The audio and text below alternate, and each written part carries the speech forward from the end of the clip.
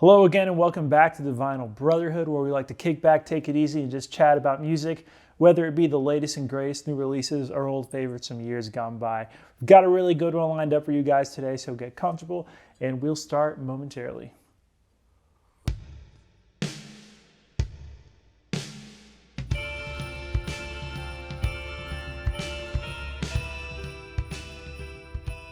We're very happy to be back with you today to review the latest record by the very prolific Australian rock act known only as King Gizzard and the Lizard Wizard, titled Omnium Gatherum. Yes, it is our most current release, and we're only covering it now because my vinyl record has finally arrived.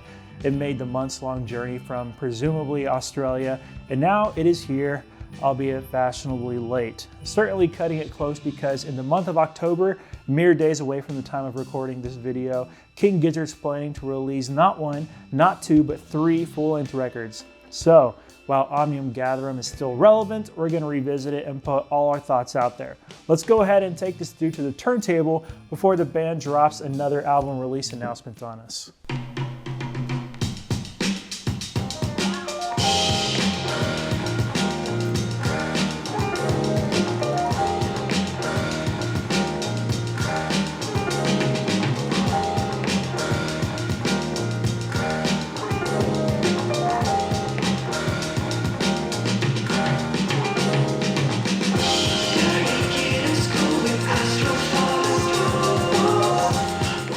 Right. I am very impressed with the packaging for this album. You know me, I am a sucker for foil, and we've got silver foil album title. I love this artwork, very reminiscent of 70s and 80s fantasy book covers or metal records, both really. Image of the studio in the back. Hand number 770 out of 1,500. Yeah, it's a double LP. This is maybe my favorite part, just the illustration. There's so much going on here. Like, you can look at this for a very long time and find like cool new details, and they kind of like tie into the songs and the track listing and all that. And let's take a look at one of these sleeves just to show you what's kind of going on. But we got our lyrics, candid studio photos, and the color of our vinyl record is this nice gold color. Being careful not to touch the grooves, but yeah, that's really cool. I'm very hyped about this. And on top of that, I want to show you the sleeve that it came in. These guys aren't really about the plastic and whatnot, so it came in this, and this is, I think, how you can find it at the store. But yeah, I really dig this artwork. That's really cool. All right, what's it say? Yellowish recycled butterfly. That's the color of the record. But this is a double album. It's pretty long, so there's a lot of ground to cover. So let's get to it, shall we? Omnium Gatherum is the 20th studio album by King Gizzard and the Lizard Wizard. Our lineup consists of the usual suspects, including Stu McKenzie, Cook Craig, Joey Walker, Ambrose Kenny Smith, Lucas Harwood, and Michael Cavanaugh. Along with their usual musical duties, most members also provided performances on a very wide variety of instruments, including but not limited to saxophone, vibraphone, mellotron, turntables, and clavinet. Maybe that list provides a hint or two as to the musical direction of this album. If you suspect that the band is going to play hopscotch with music genres, you'd be spot on. This isn't unheard of with King Gizzard. They've dedicated full albums to playing in styles that were not, at the time, very typical of them. But within a single album, I don't think they've been this eclectic since Gumboot Soup, an album that is only a few years old, but a lifetime ago in King Gizzard years. The comfort zone for these guys would probably be somewhere in the neo-psych rock territory. We reviewed their album, I'm in Your Mind Fuzz, before, and that project serves as a good point of reference for what I consider to be quintessential Giz. And since then, they've incorporated some heavier metal, some softer folk, a little jazz, a little electronic, a lot of Middle Eastern influence, and the list goes on and on. Omnium Gatherum revisits all of the past iterations of King Gizzard, to an extent and then some, but before we get to the bulk of this album, we have to first work our way through the 18-minute long opening jam known only as the dripping tap. I was about to say trap, but it's the dripping tap. The song starts as a soulful R&B tune with a typical 70s studio sound before launching us into a wild vortex of fuzzed out psych rock, guitars swirling all around like they're trying to outplay each other. It's more or less the King Gizzard house style at its most dynamic. The song often speeds up and slows down. It breaks out into unbridled soloing at times, like the amazing moment around the 5-minute, 30-second mark. And it comes together for some centerpiece moments of guitar riffage as Stu drops in on occasion to let us know that he didn't shut the sync off properly. The dripping tap really impresses me in the way its structure fluctuates from sounding very uninhibited and improvised to elegantly arranged for some of the most memorable and astonishing parts of the whole experience. They're not really here today to make easily consumable pop hits, so the long, somewhat self-indulgent runtime may not be for everyone. If you know what you signed up for, however, I'm sure you'll find the dripping tap to be quite thrilling. The next song, Magenta Mountains, sounds very akin to the material from 2021's Butterfly 3000. The synthier, poppier influence seeps into different tracks throughout, but this song, as well as Evilest Man, seem to follow that style most closely. They're both cool songs, but I'll admit they feel a bit like retreads of things that they've done better on the aforementioned album, Butterfly 3000. I was kind of ready to move on to something a little more out of left field, and Kepler 22B certainly did the job. The staggered vocal parts, the distinctive bass guitar, and the jazzy shuffle come together really nicely. And I don't mind revisiting specific aesthetics in the slightest. After all, it's an unrealistic expectation to have for any band that they branch out so aggressively, but in all fairness, King Gizzard has kind of spoiled us. You've got to be smart about your writing at a very fundamental level, lest your work starts to become a tad redundant. The Garden Goblin exemplifies this point fairly well. Lo-fi psych pop is nothing new for these guys, but there's nothing quite like Garden Goblin in their catalog. You can't really substitute it. It's one of the more stylistically odd compositions of the record, and Craig Cook jumps in for the lead vocal to make it even more of an outlier. It has a quaint air about it, and I think the thematic element may be contributing to that a little bit. It leads into the fantasy theme pretty thoroughly, with the lyric really encouraging the imagination. And I think this is, for many people, a big part of King Gizzard's appeal. Like, let's take a look at this artwork again. You have a few like Garden Goblins in there. You have a dripping tap right there. And, you know, there's just so much like that you can explore there, and it's just a lot of fun, you know. I appreciate the world building, and it's fun to try to piece that greater story together. And there are even folks all over the internet trying to establish an interconnected Gizverse made up of the various lore from their body of work. As per usual, their heavier metal-oriented material doesn't disappoint in this regard either. Omnium Gatherum includes some fantastic tunes in both Gaia and Predator X.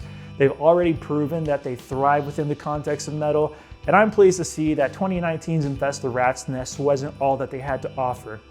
The riffs and the progression found on each of these songs kept me engaged and emphasized further that the band is having a blast with every entry on this record. But it's what the band does when the band delves into some uncharted territory, or at least relatively less charted territory, that Omnium Gatherum has me doing the double take, you know. The band experiments with R&B, funk, and soul at various points on the album, as well as hip-hop. Yes, nothing is off the table, nothing is safe from these guys. This whole album is pretty fantastic, but it's these fresher ideas that have kept me coming back over and over again these last few months. Ambergris, Persistence, and Presumptuous are all standouts as they fully embrace classic R&B stylings. Once Presumptuous works its way past its intro to the full band experience, we're treated to one of the best parts of the album. Like chameleons, they feel completely at home in the various musical settings, and the execution is often, if not always, commendable. As weird as it may sound in theory, I can really say the same for Sadie Sorceress and the Grim Reaper, Omnium Gatherum's two hip-hop numbers. Ambrose provides the rap, sounding not too unlike old-school hip-hop artists from the late 80s and early 90s, doing some of the world building I was actually talking about earlier, all with a straight face. I appreciate how musical these songs remain. The rest of the band is still very involved, adding flute, organ, and so on. And I'm still surprised at how well it works without sounding out of place in the album's grand scheme, and while still sounding like King Gizzard. Some may feel that the inclusion of these tracks come across as too much of a novelty, or that one might make the other feel a little redundant. Those are valid arguments, but I wouldn't agree. This album is so crazy already that including rap feels like a perfectly King Gizzard thing to do. And frankly, I wouldn't mind a little hip hop from them in the future. To call this band hardworking would be an understatement, but the way that they can achieve something this well done, so grand and large scale, yet not take themselves too seriously, is a quality that I found to be very endearing over the years. Look no further than their music video for People Vultures. And the best part is that when these guys are having a blast, I'm having just as much fun. It's contagious. It shows in the music, and that's a big reason why Omnium Gatherum is one of the most entertaining releases of 2022.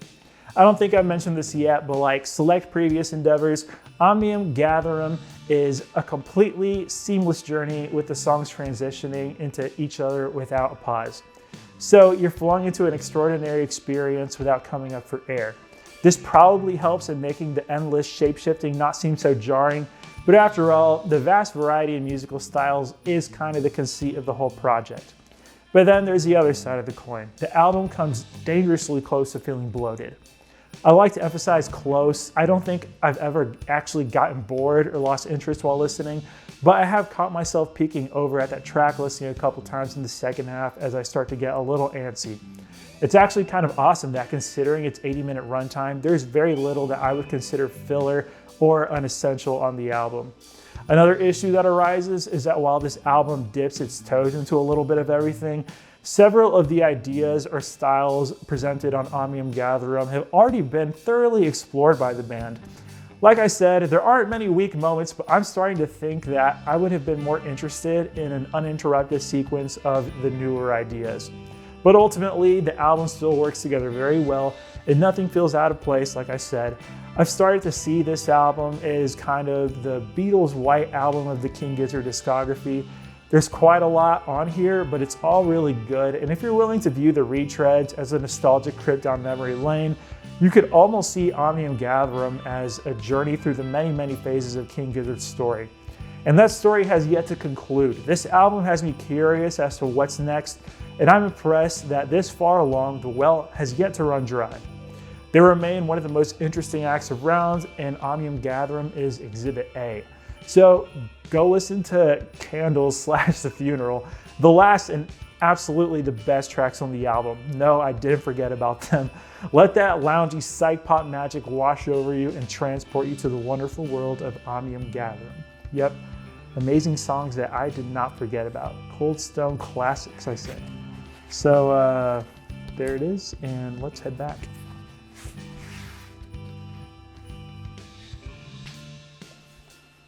I don't know that there's much left to be said other than that this album is loads of fun and one of the most exciting listening experiences I've had this year. Give Omnium Gatherum a listen if you haven't yet, perhaps as a way to get the wheels on the hype train turning before the new albums drop next month. Now, if I were to give Omnium Gatherum a score today, I would probably go with an 8.5. I will foist upon it the very cliched label of tour de force, or perhaps even roller coaster. But in all seriousness, Omnium Gatherum is highly enjoyable with something for each and every kind of King Gizzard and the Lizard Wizard fan. On a more critical note, the vast quantity of material is often the album's greatest strength, but also its greatest weakness.